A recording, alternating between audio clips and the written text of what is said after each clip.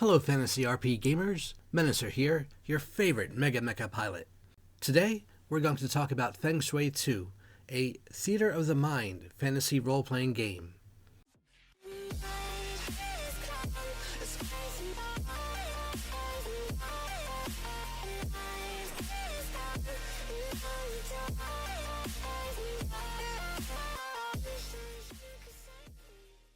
This RPG is meant to be played without maps or minis, but if you do use maps, they should be crude and able to be updated on the fly, because the players contribute to scene details. The fact that everyone participates in what the scene looks like and how things unfold is what I like so much about this game. Playing Feng Shui 2 will help expand your creativity and will increase your use of imagination in any game you play. Which is more interesting? I rolled a 17, so I hit him with my sword. Or, my smackdown is 17. I parry his advancing blow and spin around, surprising him with a counter as my blade strikes through the gap in his armor. That's right, in Feng Shui 2, you are encouraged to be very descriptive. When your smackdown is incredibly high, you are further encouraged to describe things as outlandishly as you want, bending the laws of reality even to the breaking point. If it can happen in a movie, or in an anime, it can happen in Feng Shui 2. Feng Shui 2 was created by Robin D. Laws and is published by Atlas Games. Aside from buying it directly from Atlas Games, you can get it from online stores, and don't forget, you can order it through your community's local gaming store. Robin D. Laws was inspired by his love of 90s-era Hong Kong action films to create this game. In such films, bullets are everywhere, fists, feet, and blades are flying, and people are bending spoons with the power of their mind. The hero could be a down-on-his-luck cop, a soft-spoken but hard-striking sensei, or the hero could be someone who is a villain and is trying to do the right thing this time around. In these films, the heroes are good at action and they look good doing it. Feng Shui 2 is heavily Asian-flavored and primarily takes place in modern Hong Kong, but once you understand the system, and the archetypes, and the laws of physics bending rules, there is no reason why you can't set this game anywhere and any when that you like. Keep in mind that just because the heroes are all good at action, that doesn't mean they always win by the old Disney sense of the word.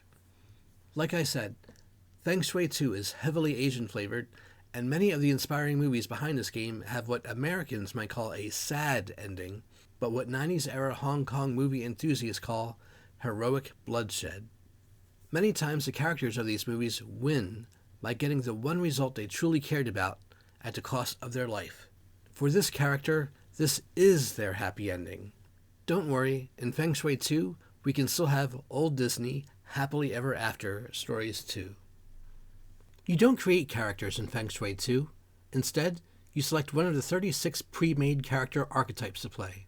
Then you personalize the archetype by creating its character concept, name, backstory, and melodramatic hook. Once you have that figured out, it's up to you to buy in to the story that the GM presents, deciding how it is you came to show up at this part of the story. You can discuss with the GM if you want to start with slightly different gear, sticks, or skills, but for the most part, the characters are purposely created with the specialized character archetypes in mind and are good to play as is. This makes it easy for players to pick up and play right away with no planning needed, and it makes it easy for the GM to know what abilities the players have. After some game sessions, when appropriate, your character will get to level up by selecting additional skills or sticks, etc. In Feng Shui 2, this is called awesoming up. If this is your first time playing, I would recommend against playing 4 particular archetypes: the cyborg, the driver in the highway ronin, and the sorcerer.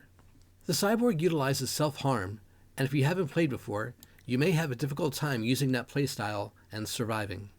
The driver and the highway ronin have very particular sets of skills that involve using a car. This doesn't mean they can't participate in non-driving activities, but they only use their character at full effect when behind the wheel. The sorcerer requires you to know and understand about the magics of the system, have access to look up spells, and the sorcerer has a couple sticks that might not be useful in the introductory session. If you are late to a session, or know that you will regularly be late, the drifter is a good archetype for you to play because it has sticks that require you starting combat in the middle of the fight, and also for fighting on your own. Another noteworthy character is the transformed dragon, who has the ability to temporarily acquire the stick of a PC played by an absent player, and can have temporary use of a skill that no one at the table has.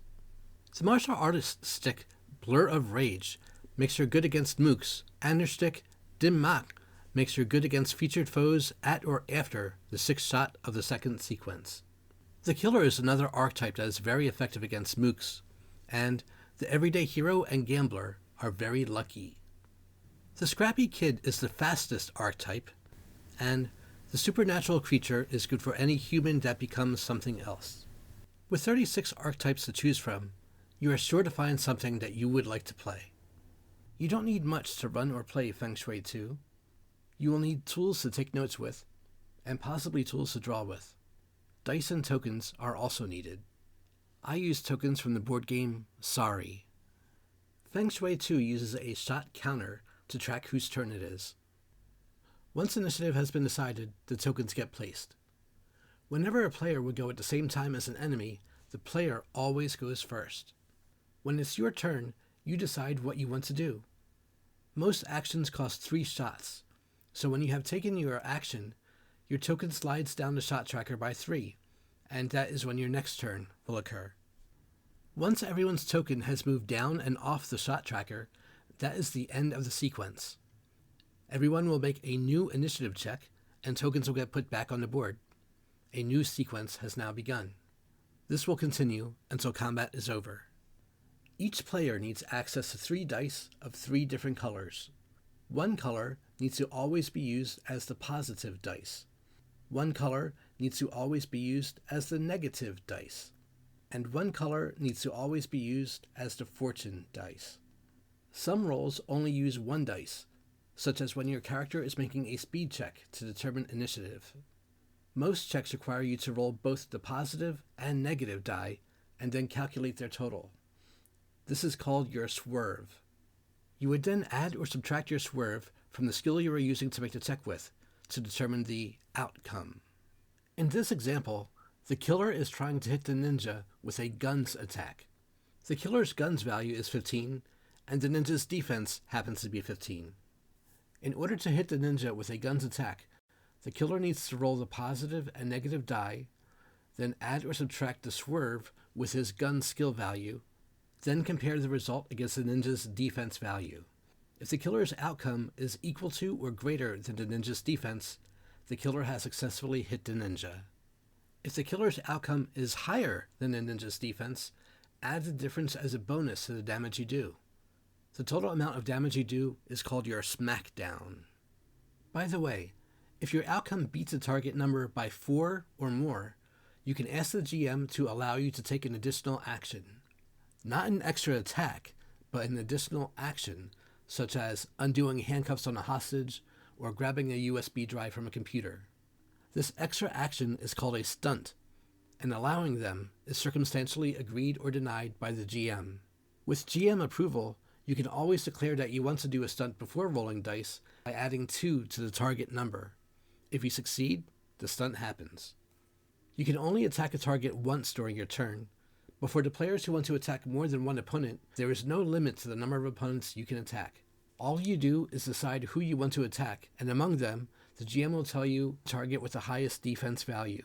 Then, add 1 to that defense for every other target you want to attack.